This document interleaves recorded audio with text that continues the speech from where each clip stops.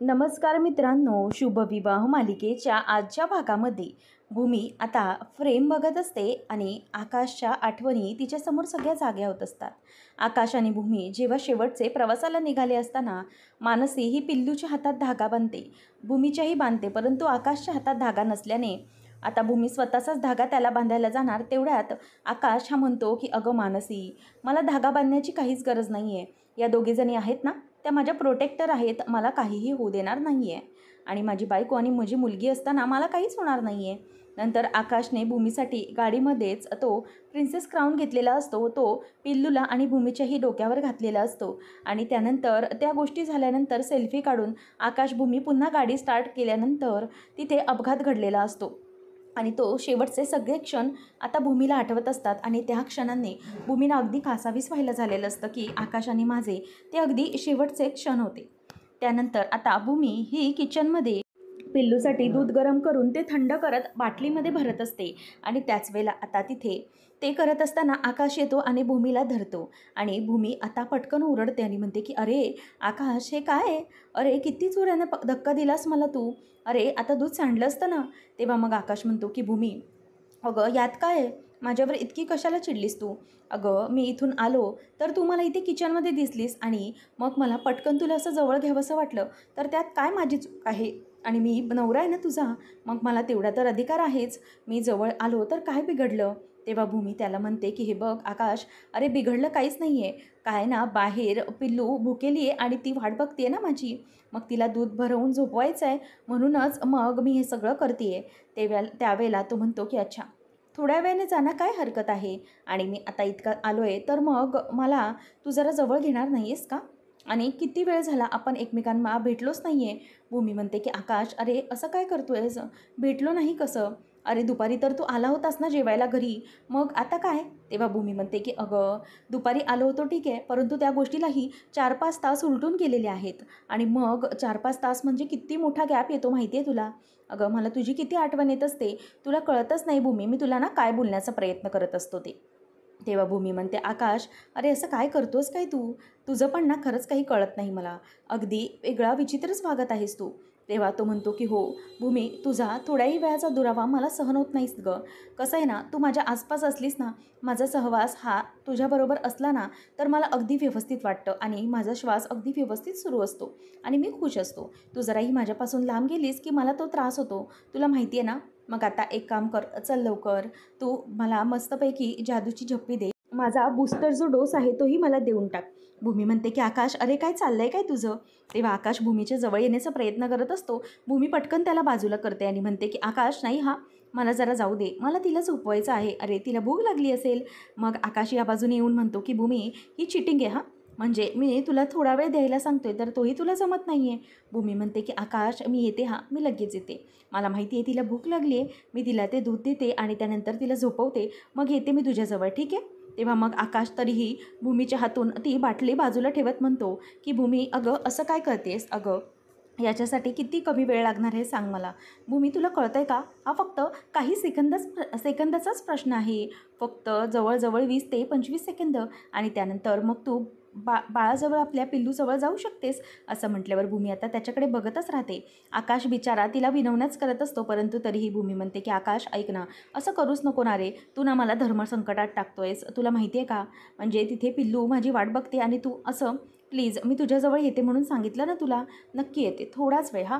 असं आता आकाशला ती बोलते आणि त्याच वेळेला आकाश अगदी तिच्याकडे बघतच राहिलेला असतो आणि भूमीला म्हणतो की तुला माहिती आहे, प्लीज लवकर ये, मी तुझी वाट बघतोय. आणि तुझ्यापासूनचा हा जो दुरावा आहे ना, तो मला भूमी कधीच सहन होत नाही. तुझ्यापासून मी कधीही वेगळा होऊ शकत नाही. जर तू माझ्याजवळ नसशील तर माझा श्वास चालणारच नाही. तेव्हा भूमी आता त्याच्या गालावर अगदी प्रेमाने हात ठेवते आणि म्हणते की आकाश, इतकं सारं प्रेम आहे तुझं तुझ्या बायकोवर?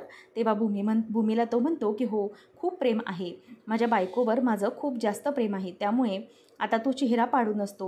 मग त्याच वेळेला भूमी म्हणते की आकाश हे बघ, मी हा गेले आणि हा आले, लगेच येते मी. असं म्हणून आता आकाशच्या हातामध्ये ती हात देते आणि म्हणते की आकाश मी लगेचच येते हां, काय ना पिल्लूला पण समजून घेतलं पाहिजे, तू तरी मला समजून घे ना.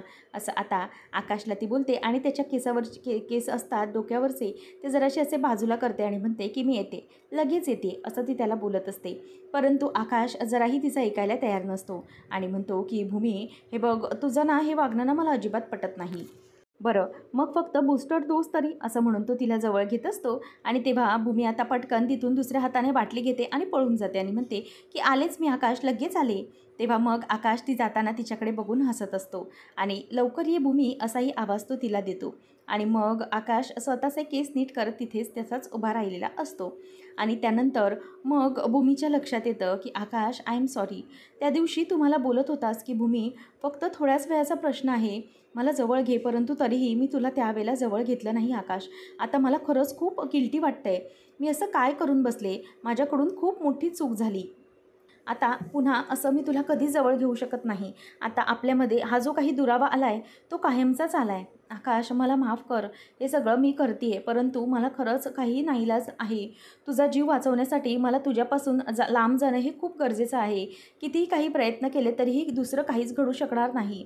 तुझा जीव वाचवण्यासाठी मला हा कठोर निर्णय घ्यावाच लागला आहे आणि त्यामुळे प्लीज मला माफ कर आकाश. आता कधीही मी तुझ्याजवळ असं येऊ शकत नाही, तुला कधीही जवळ घेऊ शकत नाही.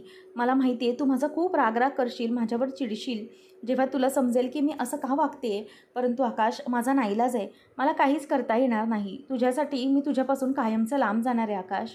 तेव्हा तू मला बोललास की मी का नाही ऐकलं तुझं, का तुला त्यावेळेला मी जवळ नाही घेतलं. आता सगळ्यात जास्त मला खूप त्रास होतो आहे की तुला त्यावेळेला मी जवळ नाही घेतलं, मी तुझं ऐकलं नाही. आणि आता आकाश आताही तसंच होणार आहे. काही झालं तरीही मला तुझी इच्छा पूर्ण करताच येणार नाही. तू मला म्हणायचंच कायम की भूमी तू माझा श्वास आहेस, कायम तू माझ्या जवळ राहा, परंतु तुझा हा श्वासच आकाश तुझ्यापासून दूर नेते मी. असं म्हणून आता भूमी म्हणते की खूप सॉरी आकाश, खूप सॉरी, मला माफ कर, मी असा निर्णय घेते, परंतु तुझ्यासाठीच मला हे करावं लागतं आहे आकाश. असं म्हणून ती आता जोरजोरात इथे आता रडत असते. कोणालाही काही सांगू शकत नाही अशी अवस्था अगदी तिची झालेली असते. त्यानंतर आपल्याला पाहायला भेटणार मग तिथे फक्त मला तू असाइनमेंट दे आणि जा, हवं तर मी हॉस्पिटलमध्ये बसून असाइनमेंट कंप्लीट करते. आता हे भूमी तिच्या बोलणं ऐकते आणि त्या कॅफेचं नावही ऐकते आणि भूमीच्या डोक्यामध्ये आता पुन्हा विचार सुरू होतात. त्यानंतर आपल्याला पाहायला मिळतं की आता इथे भूमीला आठवत असतं की कशाप्रकारे मानसी तिला विचारत होती की भूमिताई असं का तू वागते, अगं भाऊजींना तुझी सगळ्यात जास्त गरज आहे, परंतु तू तिथे हॉस्पिटलमध्ये का येत नाही. आता मानसीच्या बाबतीत ती म्हणते की मानू प्रत्येक गोष्टीची कारणं ही दिलीच गेली पाहिजेत का, अगं माझं लाईफ आहे, मलाही डिसिजन घेता येतात, असं ती बोललेली असते. तेव्हा मग मानसीला धक्का बसलेला असतो. मी अचानक असं कसं भाऊजींबद्दल वाकायला सुरुवात करते. तेव्हा तिथून पटकन मानसीला काहीही न कळू देता भूमी तिच्या रूममध्ये जाते आणि मानसीचं काम सुरूच असतं. भूमी आता रूममध्ये येऊन आपला फोन घेते आणि संकर्षणला फोन लावत असते. आता संकर्षणला फोन लावत असताना सारखा संकर्षण फोन रिंग होत असते, आणि नंतर मग तो फोन कट करून टाकतो.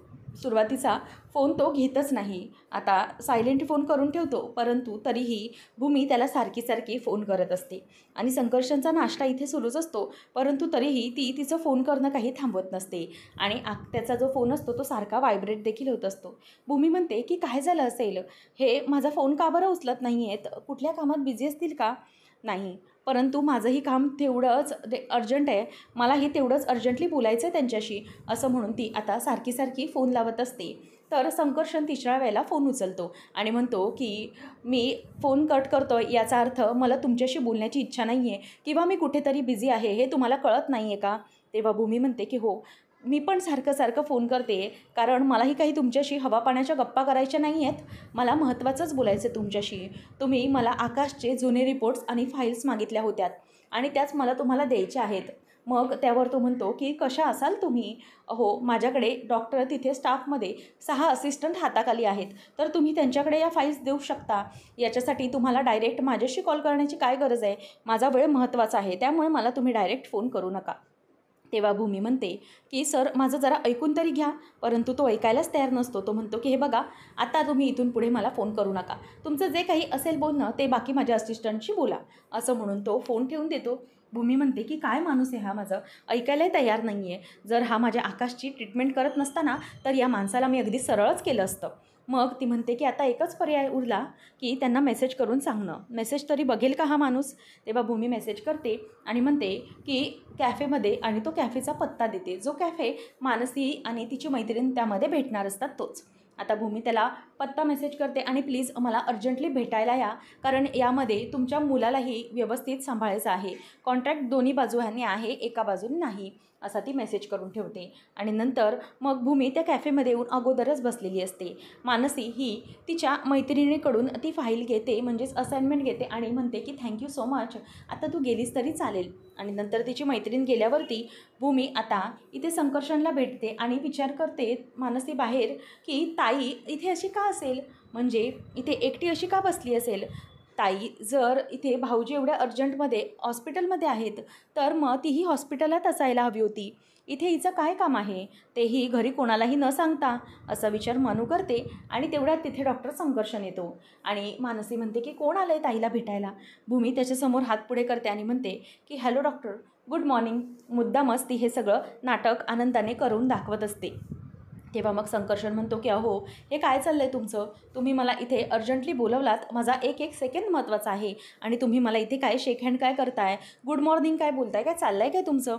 तर इथे त्या दोघांचाही तो फोटो दीपक कॅप्चर करून घेतो आणि ती म्हणते की सर आता तुम्ही मला एवढ्या सकाळी सकाळी भेटायला आलात म्हटल्यावरती तुम्हाला गुड मॉर्निंग करायला नको का.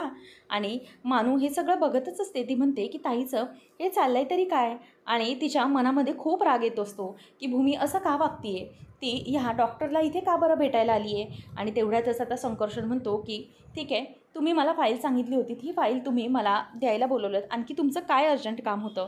तेवढ्यातच तिथे आता मानसी ही भूमीला जाब विचारायला जाणारच असते, परंतु अथर्वचा कॉल येतो. अथर्वला ती म्हणते की काय झालं आहे, तिकडे अर्जन्सी आहे का. तेव्हा अथर्व म्हणतो की हो, तुला पटकन यावं लागेल. तेव्हा ती म्हणते की बरं ठीक आहे, मी येते, मी ऑन द वेच आहे, मी पोचते, असं म्हणून ती आता फोन ठेवून देते. खरं तर तिला तिथे आतमध्ये कॅफेमध्ये भूमीजवळ जाऊन तिला चांगलं सुनवायचं असतं, परंतु निघावं लागतं. मग आता भूमी तिच्या नॉर्मल रूपमध्ये येते आणि म्हणते की हे बघा, हे तुम्ही जे काही पेपर्स मला सांगितले होते ना, ते पेपर्सच देण्यासाठी मी तुम्हाला इथे बोलवलं आहे. आणि तसंही तुम्ही मला सांगितलं आहे ना की आकाशपासून लांब जायचं आहे, माझ्या कुटुंबापासून तुम्ही मला तोडताय, मग त्याच्यासाठी मला त्याची पूर्वतयारी करायला हवी. म्हणूनच मी गेले 3 दिवस झाले हॉस्पिटलमध्ये गेली नाही आहे आणि म्हणूनच अशा काही गोष्टी आहेत ज्या मला माझ्या माणसाच्या मनांवर बिंबवावं लागेल की मी त्यांच्यापासून दूर जाते. तेव्हा तो म्हणतो की मी तुम्हाला याआधीही सांगितलेलं होतं, it is none of my business. यासाठी तुम्हाला काय करायचं आहे, तुम्ही माझ्या घरी येण्याच्या अगोदर तुम्हाला काय तयारी करायची आहे, त्याच्याशी माझं काहीही घेणं देणं नाही आहे. त्यामुळे तुम्ही प्लीज मला आता या गोष्टींमध्ये उगाचच गुंतवू नका. आणि इथून पुढे बघा, तुम्ही जर मला असं कॉल करून असं उगीच चाइल्डिश वागलात तर इथून पुढे मला फोन करून अशा फालतू कारणांसाठी बोलवून घ्यायचं नाही. तुम्हाला जर रिपोर्ट्स द्यायचे होते तर इतर वेळेही तुम्ही देऊ शकला असतात, तुम्ही मला फोटो काढून किंवा काही करून पाठवू शकला असतात. हे सगळं माझ्याबरोबर आता पुन्हा करायचं नाही, कळलं, मी हे खपवून घेणार नाही, असं म्हणून आता तो तिच्यावर खूप चिडतो आणि मग तिथून तो निघून जातो. आणि त्याने फाईलही घेऊन गेलेली नसते. तेव्हा भूमी आता तो गेल्यावर विचार करते, बरं झालं मनूने हे सगळं पाहिलं, म्हणजे मनूला या सगळ्यावर विश्वास ठेवता येईल. मी जर अचानक घर सोडून निघून गेले तडकाफडकी तर मात्र तिला या सगळ्यावर विश्वास ठेवणं जरा कठीणच जाईल. परंतु जर याच्या अगोदर तिला या बाबतीतले पुरावे आणि सगळ्या गोष्टीचं सत्य जर समजेल तर मात्र ती आकाशलाही तेच समजवेल. आणि तिला ती गोष्ट माहिती असतील तर आकाशलाही तिला सांगणं सोपं जाईल, कारण तिलाही कळलेलं असेल की ताई तिची कशी वागली येते. मला माफ कर, मला हे सगळं मुद्दाम करावं लागतं आहे म्हणू, परंतु माझा नाईलाज आहे. मला माझ्या कुटुंबापासून का लांब जायचं आहे हा प्रश्न प्रत्येकालाच पडेल आणि त्यामुळे माझ्याकडे त्यावेळेला तुम्हाला द्यायला उत्तर नाही, परंतु तू या सगळ्या माझ्या गोष्टींवरनं आणि माझ्या हालचालींवरून अंदाज लावशील असंच मला वाटतं. परंतु 3 दिवस झाले मी माझ्या आकाशला या सगळ्यामुळे भेटलेली नाही आहे. माझा आकाश काय असेल, कसा असेल, त्याची तब्येत ठीक आहे ना, कसं भेटू मी त्याला, मला काहीच कळत नाही आहे. त्या माझ्या परतीचे मार्गही बंद झालेले आहेत, कसं करू मी, असं म्हणून आता ती स्वतः विचार करत असते आणि मनातच स्वतःला म्हणत असते की आतापर्यंत कधीही मी माझ्या आकाशपासून लांब गेले नव्हते, परंतु माझ्या सगळ्या कारणामुळे मला माझ्या आकाशपासून लांब राहावं लागलं आहे. 3 दिवस झाले त्याला पाहिलंच नाही आहे. क्षण क्षण मी कसा जगते हा मला माहिती आहे. काय करू मी? कसं माझ्या आकाशपर्यंत पोहोचू मी? मला त्याला बघायचं आहे, त्याची तब्येत कशी, तो कसा आहे, हे सगळं मला बघायचं आहे. परंतु मला ते पाहता येत नाही आहे. माझे सगळे दोर मी कापून टाकले आहेत. काय करू? असा विचार इथे आता भूमी करत असते. तेवढ्यातच तिला आयडिया येते आणि संकर्षण आता गाडीत बसायला जाणारच असतो. तेवढ्यातच भूमी तिथे बाळाला घेऊन येते आणि म्हणते की 1 मिनिट सर, मला जरा बोलायचं आहे. परंतु तो बोलतो की तुम्ही परत आलात, आता मला तुमच्याशी बोलायला अजिबात वेळ नाही आहे, मी बिझी आहे खूप. असं म्हणून तो दरवाजा उघडून गाडीत बसायला जातच असतो. तेवढ्यातच भूमी त्याचा दरवाजा बंद करून टाकते आणि तो तिच्यावर ओरडतो की व्हॉट नॉनसेन्स इज दिस, काय मूर्खपणा लावला आहे हा. तेव्हा ती म्हणते की मूर्खपणा नाही आहे, मला तुमच्याशी जरा बोलायचं आहे, त्यामुळे प्लीज माझं जरा ऐकून घ्या, मी जास्त वेळ नाही घेणार आहे तुमचा. तेव्हा तो गप्प उभा असतो. भूमी म्हणते की गेले 3 दिवस झाले तुम्ही अट घातल्यापासून माझ्या नवऱ्याला भेटले नाही आहे. त्याची तब्येत कशी आहे काय तेही पाहिलेलं नाही आहे. त्यामुळे प्लीज माझी जरा हेल्प करा. मला त्याला बघायचं आहे आणि जर मी हॉस्पिटलमध्ये गेले तर पुन्हा मला स्वतःला रोखता येणार नाही आणि तिथे मला तसं चित्र जे काही निर्माण करायचं आहे ते करता येणार नाही. त्यामुळे प्लीज तुम्ही हे सगळं प्लीज थांबवा ना आणि माझी मदत करा ना. आणि तुमच्याकडे हॉस्पिटल स्टाफ आहे ना तिथे, कोणाच्याही फोनवर तुम्ही फोन करून प्लीज सांगा ना की मला पेशंटला बघायचं आहे वगैरे आणि मला प्लीज आकाशला भेटण्यासाठी द्या ना. तेव्हा मग तो म्हणतो की का नवऱ्याला भेटण्यासाठी तडफड होते ना, त्रास होतो आहे ना नवऱ्याला भेटण्यासाठी आणि जीव गुदमरतो आहे, असंच झालं पाहिजे. त्यालाही ती शिक्षा मिळाली पाहिजे. मी जे भोगलं आहे आता ते तुम्हाला समजेल की मी काय भोगतो आहे. आता हे सगळं दीपक बघत असतो आणि दीपक सगळ्याच गोष्टींचे फोटो काढत असतो. नंतर पौर्णिमा म्हणत असते की आई, अहो हे सगळे फोटोज याचं काय करणार आहात तुम्ही? आणि मग हे त्या डॉक्टरबरोबरचे भूमीचे फोटो घेऊन काय करणार आहात? तेव्हा मग ती म्हणते की हो, त्याचं माझं एक कामच आहे. मग त्यावरती म्हणते की मला कळत नाही आहे, म्हणजे ही भूमी हॉस्पिटलमध्ये गेली नाही आहे 3 दिवस, परंतु ती या डॉक्टरला बाहेर जाऊन भेटते, नक्की काय आहे? तेव्हा मग रागिनी म्हणायला लागते की हो, हेच तर कारण आहे ना. अगं याच तर गोष्टी घडत आहेत की जेव्हापासून त्याने अट घातली आहे तेव्हापासून हे सगळं घडतं आहे. मग मानसी म्हणते की याचा अर्थ की भूमी आपल्या आकाशबरोबर म्हणजे जे काही करते हे चुकीचंच वागते ना. तेव्हा रागिनी म्हणायला लागते की नाही पौर्णिमा नाही. तसं बघायला गेलं तर आपली ती दुश्मन आहे, परंतु आपण याच्यावर कधीही विश्वास ठेवू शकणार नाही की आकाशला सोडून ती दुसऱ्या माणसाबरोबर काही वागेल, चुकीचं करेल, आकाशची प्रतारणा करेन असं कधीच ती करणार नाही. ती आकाशवर खूप प्रेम करते आणि त्याला ती असं कधीही सोडू शकणार नाही. परंतु त्या डॉक्टरने तिला जी काही अट घातली आहे ना, त्यावरून एकच माझ्या लक्षात आलं आहे की ती आपल्या घरापासून लांब जाण्याचा प्रयत्न करते आणि हे सगळे दोर स्वतःहून कापण्याचा प्रयत्न करते. आणि मग रागिनीला ती विचारते की मला सांगा आई, मग या सगळ्याचा काय उपयोग आहे? हे फोटो कशासाठी आहेत? तेव्हा ती म्हणते की काय ना, आपण ह्या सगळ्या गोष्टी अशा प्रकारे साठवून ठेवायच्या. वेळ आली की ह्या सगळ्या गोष्टींचा आपल्याला उपयोग करता येतो. म्हणजे काय आहे ते मी तुला सांगते. आकाश जेव्हा बरा होईल, भूमी त्याच्याबरोबर नसेल, कारण संकर्षणने घातलेली अट ती पूर्ण करणार, ती त्याच्या घरी जाणार. मग जेव्हा आकाश इथे एकटा असेल तेव्हा हे सगळे फोटोज आपण त्याला दाखवायचे. म्हणजे काय करायचं तर आपण आकाशच्या मनात भूमीविषयी विष निर्माण करायचं. ती जरी हे सगळं मुद्दाम करत असली, आकाशला ती बरं करण्यासाठी हे सगळं करत असली, तरीही आपण चित्र असं उभं करायचं की भूमीने हे सगळं, तू कोमात असताना ती या डॉक्टरला जाऊन भेटायची आणि त्याच्याशी गप्पा मारायची आणि मग त्यानंतर त्याच्या घरी राहायला गेली आहे. आता हे सगळं जेव्हा आकाशला समजेल तेव्हा मात्र तो भूमीबद्दल राग आणि तिरस्कार करू लागेल. आता प्रेमाची जागा ही रागाने आणि तिरस्काराने घेतलेली असेल, त्यामुळे कितीही काही झालं तरीही भूमीचे परत येण्याचे सगळे मार्ग मला बंद करून टाकायचेत कायमचेच. तसंही त्या संकर्षणने केलंच आहे. मग आपल्या बाजूनेही आपण हेच प्रयत्न करायचे आहेत की भूमी ही परत कधीही घरी येता कामा नये. जर ती घरी आली तर मात्र सगळंच संपलं. त्यामुळे या फोटोंचा तसा मला उपयोग करून घ्यायचा आहे आणि हे फोटो खरंच खूप महत्त्वाचे आहेत. आता हे ऐकल्यावर लगेच पौर्णिमा म्हणते की ग्रेट आई, तुम्ही अगदी व्यवस्थित विचार करताय. तेवढ्यात दीपकचा रागिनीला फोन येतो आणि ती खूप खुश होते आणि म्हणते की वा, खूप खूप चांगलं काम केलंस तू, गुड, असं म्हणून ती आता खूप खुश होते आणि ग्रेट न्यूज दिलीस असंही म्हणते. तेव्हा पौर्णिमा म्हणते की आई काय झालं, तो काय बोलत होता आणि कशाबद्दल आणि तुम्ही एवढे आनंदी का झाला आहात? तेव्हा लगेच रागिनी बोलून दाखवते की अगं ते काही नाही पौर्णिमा, एक व्यक्ती अशी आहे जिला आपल्याला अजून या सगळ्यामध्ये फिट करायचं आहे रागिनीचं बोलणं पौर्णिमाला काही समजत नसतं. ती गप्प तशीच उभी असते आणि रागिनी म्हणते की आता आकाशला जे काही घडलंय, आकाश बरा होईल, परंतु तो हे सगळं पाहून पुन्हा एकदा आजारी पडेल. या सगळ्या गोष्टीच आपल्याला करायच्या आहेत आणि या गोष्टी करण्यासाठी आपल्याला हे खूप महत्त्वाचं ठरणार आहे आणि एका व्यक्तीला आपल्याला मॅनेज करणं, फिट करणं हे खरंच खूप गरजेचं आहे, असं आता रागिनी ही पौर्णिमाला बोलून दाखवत असते. पुढच्या भागामध्ये आपण पाहणार आहोत, भूमी म्हणत असते की डॉक्टर, आता ऑपरेशन काहीच वेळात सुरू होईल असं तुम्ही सांगितलं, सगळं व्यवस्थित आहे ना? माझा आकाश कसा आहे, तो ठीक आहे ना? असं डॉक्टरला आता भूमी विचारत असते. त्यावेळेला आता डॉक्टर तिला काहीही सांगत नाही आणि भूमी म्हणते की डॉक्टर सांगा ना काय झालं, परंतु तरीही मी ऑपरेशन थिएटरमध्ये जातोय असं डॉक्टर सांगून तिथून निघून जातो.